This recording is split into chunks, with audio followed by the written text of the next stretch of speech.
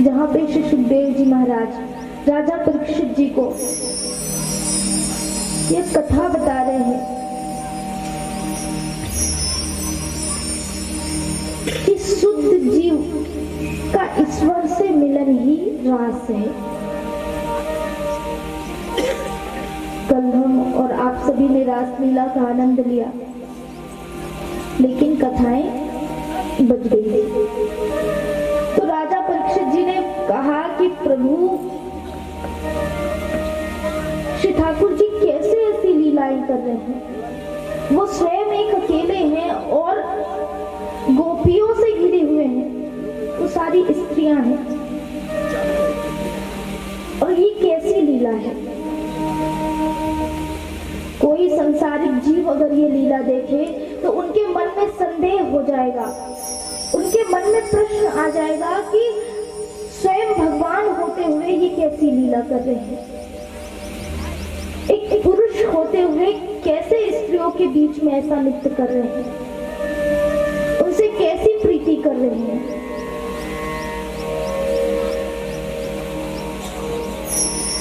तो इन सारे प्रश्नों का उत्तर श्री सुखदेव जी देते हैं। कहा कि वो गोपियां कोई साधारण स्त्री नहीं है। वंदे अहम ब्रज स्त्रीणाम पाद रेणु भक्षणम। कहा कि उनके चरण की वंदना तो स्वयं साक्षात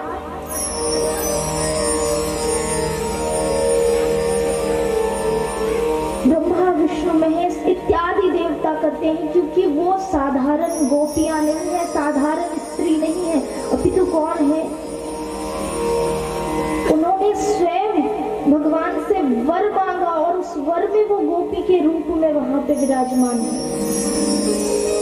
पूर्व जन्म में खूब तप किया, खूब तपस्या की, भगवान नहीं मिले तो भगवान ने उन सबको धैर्य बंधाते हुए, धीरज धरते हुए कहा कि तुम धीरज रखो, जब मैं कृष्ण के रूप में जन्म लूंगा, अवतार लूंगा, तब तुम हमेशा मेरे साथ रहोगे। और उस समय जो भी इच्छाएं अभी तुम्हारे मन में रह गई है, उन इच्छाओं को तुम उस समय पूर्ण कर लेना। ऐसे शुद्ध जीवी है गोपिकाएं, और जो शुद्ध जीव होता है वो ही संसारिक विलासों से दूर होता है, भोगों से दूर होता है और जाकर के ईश्वर को प्राप्त करता है। वो ही रास है। कई लोग रास का अनेकानेक अर्थ निकालते हैं कि रास में भगवान श्री कृष्ण ने नृत्य किया, गोपिकाओं के साथ प्रेम किया। हाँ, ये सब किया भगवान ने, लेकिन वो रास के देखिए 3 सिद्धांत थे। रास के 3 सिद्धांत थे। पहला सिद्धांत ये था कि उस रास में शरीर का कोई भी अर्थ नहीं था, अर्थात वहां पे सिर्फ जीव और ईश्वर का मिलन था। शरीर से, गोपिकाओं के शरीर से भगवान को कोई लेना देना नहीं था। पहला सिद्धांत। दूसरा सिद्धांत ये था कि वहां पे लौकिक प्रेम नहीं था। अब देखिए, प्रेम के वैसे तो 2 भावार्थ निकलते हैं, 2 अर्थ निकलते हैं, एक लौकिक प्रेम और दूसरा अलौकिक प्रेम। लौकिक प्रेम हम और आप करते हैं, जो स्वार्थवश होता है, जिसमें स्वार्थ छिपा होता है। भगवान से प्रार्थना करते हैं, मिन्नतें करते हैं, अर्जी करते हैं, मिठाई के डिब्बे लाते हैं, नारियल फोड़ते हैं, अगरबत्ती जलाते हैं, और फिर क्या कहते हैं? हे भगवान, मेरी बेटी एग्जाम देने गई है, अच्छा बस उसका एग्जाम हो जाए, पास हो जाए पेपर में। और हे भगवान, मेरा बेटा इंटरव्यू के लिए गया है, पास हो जाए, नौकरी लग जाए, और कुछ नहीं चाहिए। हे भगवान, आज मैंने ये काम शुरू किया है, ये काम अच्छा चले और सब कुछ बढ़िया हो जाए। सफलता के लिए, स्वार्थ के लिए जो हम प्रेम करते हैं भगवान से, वो लौकिक प्रेम है। कौन सा प्रेम? लौकिक प्रेम। लेकिन अलौकिक प्रेम किसने किया? अलौकिक प्रेम श्री ठाकुर जी से इन गोपियां कर रही है, सारी गोपियां कर रही है।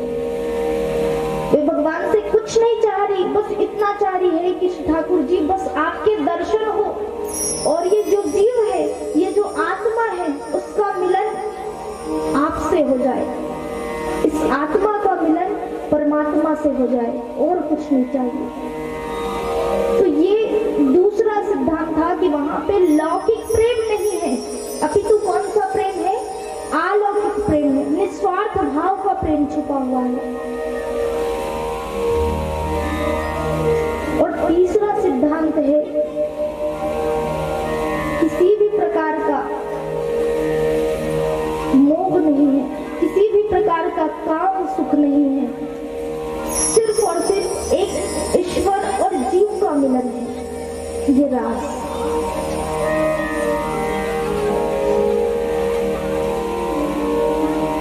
और वास्तविक में अगर भगवान को पाना हो तो पहले मन को शुद्ध करना होगा। जब तक मन में बुराइयां भरी हुई है, छल कपट भरे हुए हैं, तो आप भगवान को अपने हृदय में नहीं बुला सकते, अपने हृदय में धारण नहीं कर सकते। मन शुद्धि बहुत ही जरूरी है। जब तक आपका मन शुद्ध नहीं है तब तक आप भगवान को नहीं पा सकते। एक बार हुआ क्या, एक स्त्री मंदिर गई तो जैसे ही मंदिर के सामने वो पहुंची, तो मंदिर के चारों ओर, अधिकतर मंदिरों के चारों ओर जगहें होती है, मंदिर है और आसपास खूब सारा जगह है, और उन जगह में कहीं पे लोग सिगरेट पी रहे हैं मिल करके, तो वही मंदिर के बगल में खूब सारे लोग बैठ करके ताश खेल रहे हैं, कोई और कुछ नशे इत्यादि का काम कर रहे हैं, गलत काम कर रहे हैं। तो वो महिला जैसे ही मंदिर में पहुंची तो देखा, ओहो, लोग मंदिर तक को नहीं छोड़ते, क्या हाल कर रखा है। यहाँ मेरे श्री ठाकुर जी हैं और इनको देखिए, पूजा करने गई है मंदिर में, लेकिन उसका ध्यान उन सब में लगा हुआ है। ओहो ठाकुर जी भगवान से ही बात कर रही है, लेकिन क्या कह रही है, आपके जगह को भी नहीं छोड़ा। कितनी गंदगी फैला करके रखी है, यहाँ कैसे किसी का मन लगेगा। इतने में उस महिला ने पुजारी से कहा कि पुजारी जी, आप मंदिर का ख्याल नहीं रखते हो, भगवान का ध्यान नहीं देते हो, देखो तो कितनी गंदगी फैली हुई है बाहर, कोई मदिरा पान कर रहा है बैठ करके, कोई सिगरेट पी रहा है, कोई वहीं पे ताश जुआ इत्यादि खेल रहे हैं, बिल्कुल साफ सुथरी नहीं है मंदिर। पुजारी जी ने कहा कि ये बताइए, आप पूजा करने आई हैं या फिर इन सब का दर्शन करने आई हैं? बिहारी जी का दर्शन करने आई या फिर उनका दर्शन करने आई है? महिला ने कहा, कैसी बात करते हैं, कोई भी आए सबसे पहले नजर उन पे ही जाएगी, पूजा में मन ही नहीं लगेगा किसी का। तो उस पुजारी ने कहा, एक काम करिए, मैं एक गिलास देता हूँ और उसमें जल भर करके दे रहा हूँ, ध्यान रखिए कि उस गिलास में भरी जल गिर ना पाए, और उसे बचाते हुए तुम मंदिर की 5 परिक्रमा कर लो और फिर आओ। उस महिला ने वैसा ही किया, जल भर के गिलास लिया जिसमें जल भरा हुआ है, अब वो परिक्रमा कर रही है। पुजारी जी ने कहा है कि ध्यान रहे जल नीचे ना गिरने पाए।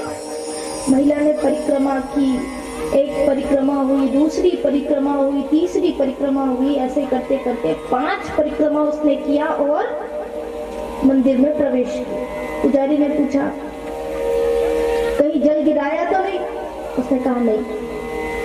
अब ये बताओ, जब तुम परिक्रमा कर रही थी तब तुम्हें क्या क्या दिखाई दिया? उसने कहा, जब मैं परिक्रमा कर रही थी तो मुझे गिलास के अंदर सिर्फ वो जल दिखाई दे रहा था और कुछ भी नहीं दिखाई दे रहा था। पुजारी ने कहा, ठीक उसी प्रकार अगर ये मन कहीं बिहारी में लग गया ना तो उसके अलावा और कुछ दिखाई नहीं देता।